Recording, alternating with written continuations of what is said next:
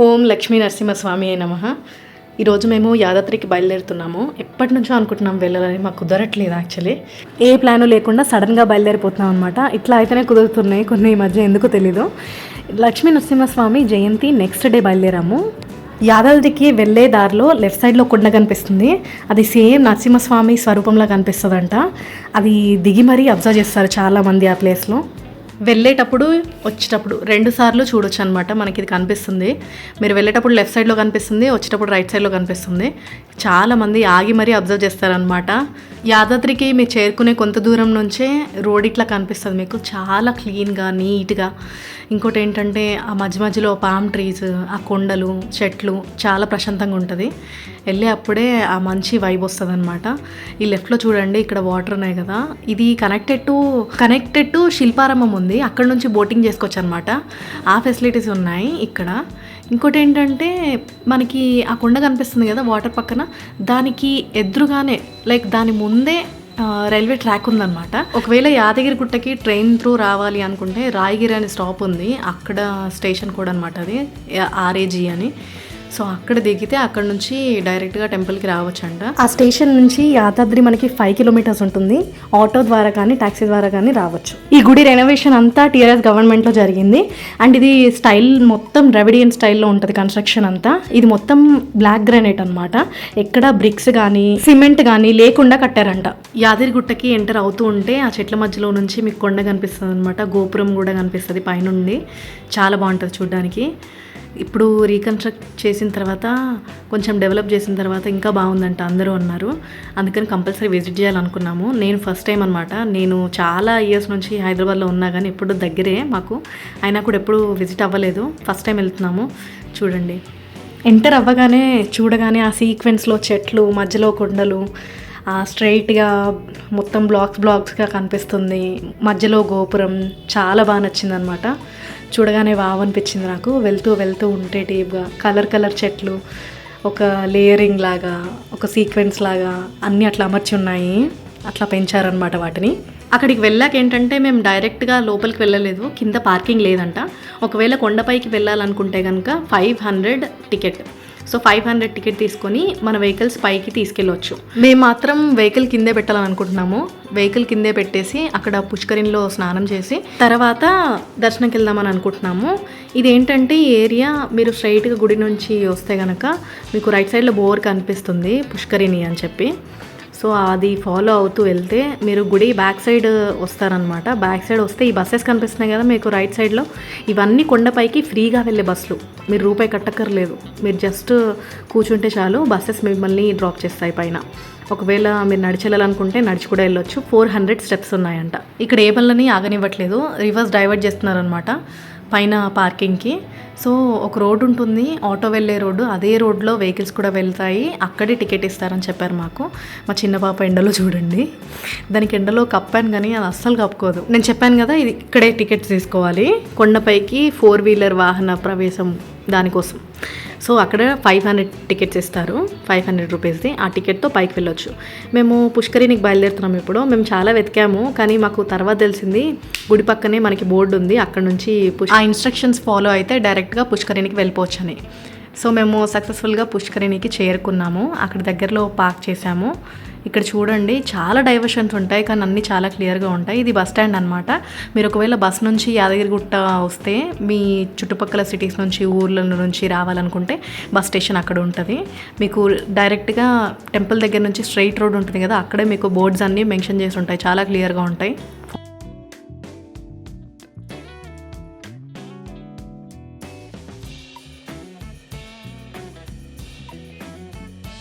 మేము పుష్కరిణి చేరుకున్నాం. ఇది కళ్యాణకట్ట అనమాట. నాకు అర్థం కాలేదు అసలు ఇక్కడ టికెట్ ఎందుకు తీసుకుంటున్నాడో, ఎవరికి తీసుకుంటున్నాడో అని చెప్పి. నేను అసలు అనుకోలేదు, మా క్యూటో చెప్పలేదు. ఆయన గుండు గీసుకుంటున్నాడంట. మేము ఈ మధ్య తిరుపతికి వెళ్ళి వచ్చాం, ఒక 3 months అవుతుంది అంతే. సో మళ్ళీ గుండు గీసుకోవాలని అనుకుంటున్నాడు అనమాట. మనం ఎప్పుడూ రాం కదా, ఫస్ట్ టైం కదా వచ్చింది, అందుకే అనిపించింది ఎందుకు గుండు చేసుకోవాలని చెప్పాడనమాట. సో మా క్యూటో తల వెంట్రుకలు ఇవ్వడానికి సిద్ధమైపోయాడు. ఇది బాత్రూమ్ అనమాట. అందరికీ సేమ్ వాష్రూమ్ ఉన్నాయి, విమెన్ చేంజింగ్ రూమ్స్ అవన్నీ ఉన్నాయి. చాలా నీట్గా ఉన్నాయి రూమ్లో. లోపల బాగా మెయింటైన్ చేస్తున్నారు. సో టికెట్ 50 రూపీస్ ఫుల్ గుండుకి. సో టికెట్ తీసుకొని వచ్చి అక్కడే బ్లేడ్ ఇస్తారు. మీరు ఇక్కడ వచ్చి కూర్చున్న తర్వాత గుండె చేయించుకోవచ్చు. ఇచ్చిన టికెట్ పైన సీరియల్ నెంబర్ ఉంటుంది, అది ఫాలో అయ్యి ఆ టికెట్ వాళ్ళకి ఇచ్చేస్తే వాళ్ళు మీకు వెంట్రుకలు తీస్తారనమాట.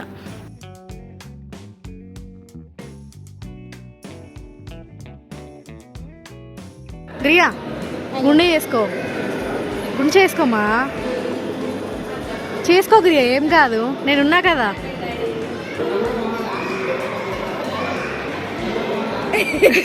గోవిందకి ఇచ్చిన కదా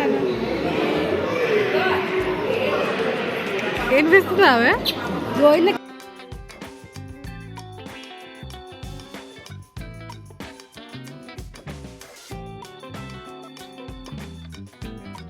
మా క్యూటో గుండె అయిపోయిన తర్వాత మేము పుష్కరిణికి బయలుదేరుతున్నప్పుడు నాకు ఇది కనిపించింది అనమాట. ఎంత జుట్టు ఉందో ఈ కారిడార్లో చూడండి. సో రైట్ సైడ్ వెళ్తే ఆ రూమ్ నుంచి మీకు బయటకు వచ్చేటప్పుడు ఎదురుగానే పుష్కరిణి కనిపిస్తుంది. చాలా బాగుంది, పిచ్చెండ్ ఉంది మేము వెళ్ళినప్పుడు అయితే ఆ రోజు. కానీ ఆ రెడ్ పిల్లర్స్ అదంతా బాగా నచ్చింది నాకు. లోపలికైతే చాలా నీట్గా మెయింటైన్ చేస్తున్నారు ఫ్లోర్ అదంతా. చాలామంది పడుకుంటున్నారు కూడా. కొందరైతే పిల్లల్ని వేసుకొని వచ్చి ఒకరోజు స్టే కూడా చేసి నిద్ర తీస్తారంట. నేను చెప్పాను కదా, ఎగ్జాక్ట్గా మీరు ఆ బిల్డింగ్ నుంచి బయటకు చూడగానే మీకు పుష్కరిణి కనిపిస్తుంది. ఆ స్టెప్స్ ఎక్కి మీ చెప్పులు అక్కడ ఇచ్చేస్తే చాలు. ఇక్కడ డబ్బులు తీసుకునే వాళ్ళు ఎవరు లేరండి, చెప్పులకి ఫ్రీయే మొత్తం. అండ్ ఇక్కడ వాటర్ అయితే చాలా క్లియర్గా ఉన్నాయి, చూడగానే మునియాలని ఉంది, అంత బాగున్నాయి అనమాట. మా క్యూటో ముందే చెప్పాడు ఎక్స్ట్రా డ్రెస్సెస్ క్యారీ చేయండి, మీరు ఖచ్చితంగా మునుగుతారు, నాకైతే సంబంధం లేదు అని చెప్పి ఆయన మంచిగా 2 డ్రెస్సులు క్యారీ చేస్తున్నాడు అనమాట. మా గ్రియా అయితే చాలా ఏడ్చింది, దానికి అస్సలు అలవాట్లేదు ఇట్లాంటి ప్లేసెస్కి రావడము. వాటర్ చూస్తే చాలా భయపడుతుంది.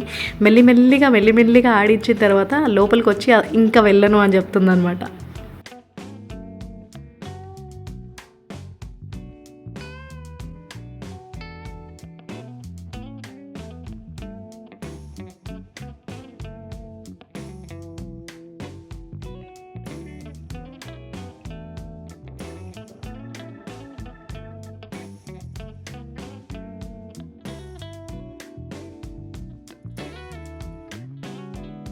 నేనైతే ఫుల్ ఆడుకున్నా. నేను కూడా ఎక్స్ట్రా డ్రెస్ ఏం క్యారీ చేయట్లేదు, కానీ నాకు చాలా ఇష్టం వాటర్ అంటే. ఒక్కసారి నేను వాటర్లోకి దిగితే మళ్ళీ బయటికి రావడం చాలా కష్టం. ఇగో ఇట్లా ఆడుతున్నాను అనమాట. మా క్యూటో నేను వాటర్తో కొట్టుకుంటూ చూడండి, గ్రియాది డ్రెస్ మా క్యూటో తలపైన ఆరేసుకున్నాడు, నేనే ఆరేసి. యాక్చువల్లీ ఫ్రీ బస్సెస్తో పాటు మీకు ఆటోస్ కూడా ఉంటాయి. బస్సెస్ కంటిన్యూస్గా వస్తూనే ఉంటాయి, కానీ రష్ చాలా ఉంటుంది. అంటే మీకు ఫ్రీగా వెళ్ళే ప్రసక్తే ఉండదన్నమాట. జనాలు ఉంటారు ఖచ్చితంగా.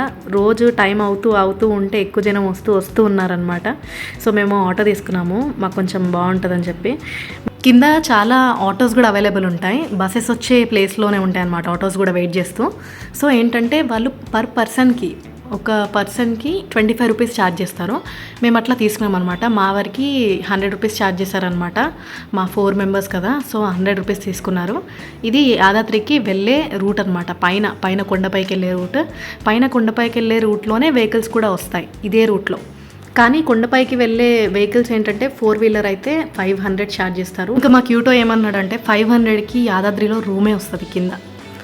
సో దాని బదులు మనం ఆటోలో వెళ్ళడం బెటర్ కదా అని అనిపించింది అనమాట. సో అందుకని మేము ఆటో తీసుకొని వెళ్తున్నాం. ఆటోలో అయితే ఏ ఇబ్బంది లేకుండా హ్యాపీగా రావచ్చు అని చెప్పి.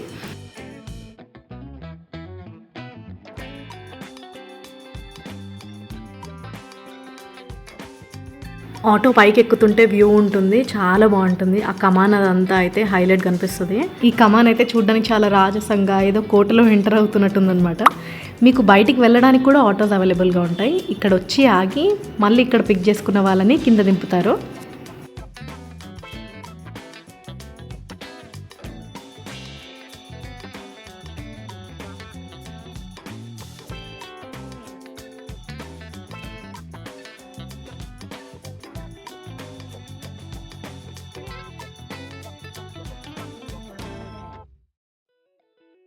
వెనక కనిపిస్తుంది కదా, ఇదే బస్ స్టాండ్ అనమాట. అక్కడ నుంచి వెహికల్స్ వచ్చి పార్కింగ్కి ఇక్కడ పెడతారు. అండ్ బస్సెస్ కూడా అక్కడ నుంచి తిరిగి వచ్చి ఇటు వస్తాయన్నమాట. ఇక్కడ స్టాప్ ఉంటుంది. ఇక్కడ దాని పక్కనే బస్ స్టాప్ పక్కనే మనకి మెడికల్ రూమ్ ఉంది. మెడికల్ పక్కనే పోలీస్ స్టేషన్ ఉందన్నమాట. ఇక్కడ ఏమైనా ప్రాబ్లం ఉన్నా లేకపోతే మెడికల్ ఇబ్బందులు ఏమైనా ఉన్నా కూడా అక్కడ చూసుకోవచ్చు. ఇది మొత్తం మీరు లోపలికి పైకి వస్తారు కదా, రైట్ సైడ్లో ఉంటుంది. ఇదంతా లగేజ్ కౌంటర్ అనమాట. ఓపెన్గానే ఉంటుంది, రూమ్లో ఏమి ఉండదు. ఓపెన్గా ర్యాక్స్ ఉంటాయి అన్నీ. అక్కడ లగేజెస్ పెట్టుకొని పర్ లగేజ్ 10 రూపీస్ అనమాట. మేము బొట్టు పెట్టించుకుంటున్నాము. గుడికి వెళ్ళినప్పుడు విష్ణునామం పెట్టుకుంటే మంచి అనుభూతి ఉంటుంది అనమాట. అదేంటో తెలీదు, ఒక పాజిటివ్ ఫీలింగ్.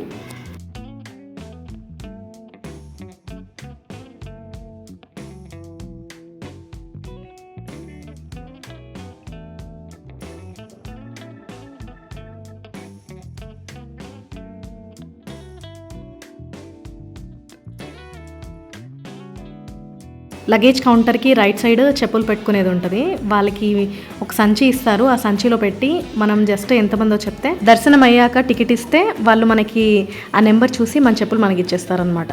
సో అది ఒక పేరుకి మాకు 10 రూపీస్ తీసుకున్నారు. నరసింహ జయంతి తర్వాత రోజు వెళ్ళామన్నమాట మేము దర్శనానికి. మేమే 10:30-11కి చేరాము అనుకుంటే మా తర్వాత ఇంకా చాలా మంది వస్తూనే ఉన్నారు. అక్కడ రద్దీ పెరుగుతూనే ఉంది. ఫోన్లన్నీ కౌంటర్లో ఇచ్చి మేము దర్శనంకి వెళ్ళిపోయాము. లోపల లక్ష్మీనరసింహస్వామి ఇలా కనిపిస్తారనమాట. ఇంత వైభవంగా ఉంటుంది లోపల టెంపుల్. జయంతి తర్వాత రోజు కాబట్టి ఇంకా బాగా అలంకరించారు. మొత్తానికి దర్శనం అయితే బాగా జరిగింది. దాని తర్వాత మేము మళ్ళీ రిటర్న్ వెళ్తున్నాము ఇంకో ఆటో తీసుకొని. ఆటోలో ముందు కూర్చొని ఇవ్వరని చెప్తే నేను వెనక్కి కూర్చున్నాను అనమాట. పైన కొత్తగా అనిపించింది. ఇలాంటివి చేయడం నాకు చాలా ఇష్టం. నెక్స్ట్ ఇక్కడ అన్నప్రసాదానికి వచ్చామన్నమాట. చాలా చాలా రష్ ఉంది, మామూలుగా లేదు. 1-2 బ్యాచ్లను ఉన్నాయి. మీకు టైమింగ్స్ ఇస్తారు ఎప్పుడెప్పుడు ఉంటుందో అని చెప్పి. మేము దాదాపు ఒక 2.5 గంటలు అలా ఉన్నామన్నమాట. అప్పుడు మేము తినడానికి వచ్చాము.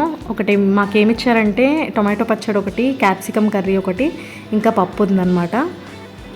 అన్నం వేడిగా వండుతున్నారంట, అందుకే ఇంకో 5 మినిట్స్ టైం పడుతుంది అని చెప్పారు. గ్రియకి నేను డబ్బా తెచ్చానమాట, బెండకాయ కర్రీ సపరేట్గా. సో ఆ డబ్బా మూతలో వేసి తినమని చెప్పాను బెండకాయ. ఈ అంకుల్ గ్రియాకి కొంచెం వేసారనమాట అన్నం తినమని. గ్రియా బయటికి వెళ్ళినప్పుడు అసలు తినడానికి పెద్ద ఇష్టం చూపించదు, కానీ వాళ్ళు మాత్రం సపరేట్గా దానికి తెచ్చిన మూతలో అన్నం వేసుకొని కూర వేసుకొని కలుపుకొని తినాలనుకుంటుంది. అదే తింటుందంట, ఎవరు కలపొద్దు, నువ్వు కలపొద్దు అని చెప్తోంది.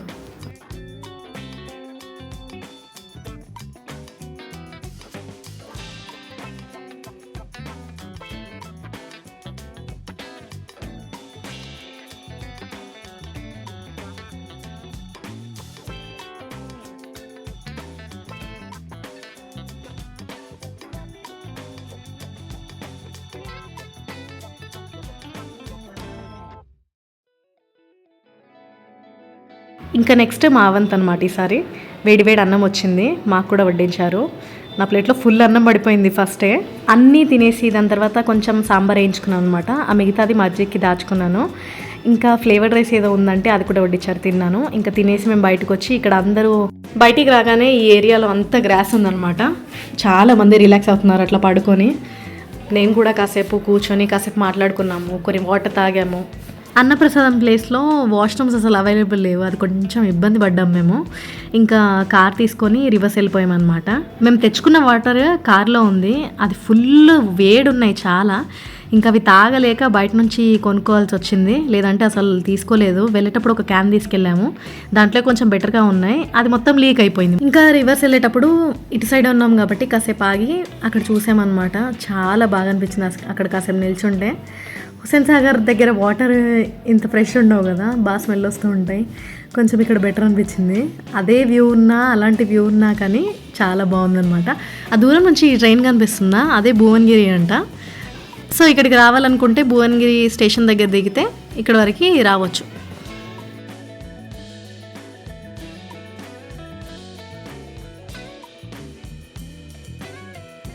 అంతే guys, thank you for watching this video. ఇంకో వీడియోతో మళ్ళీ కలుద్దాం. నెక్స్ట్ స్వర్ణగిరి వీడియో వస్తుంది, తప్పకుండా మిస్ అవ్వకుండా చూడండి. అప్పటి వరకు హక్కున మడ్డట, don't worry, be happy. Thank you for watching this video.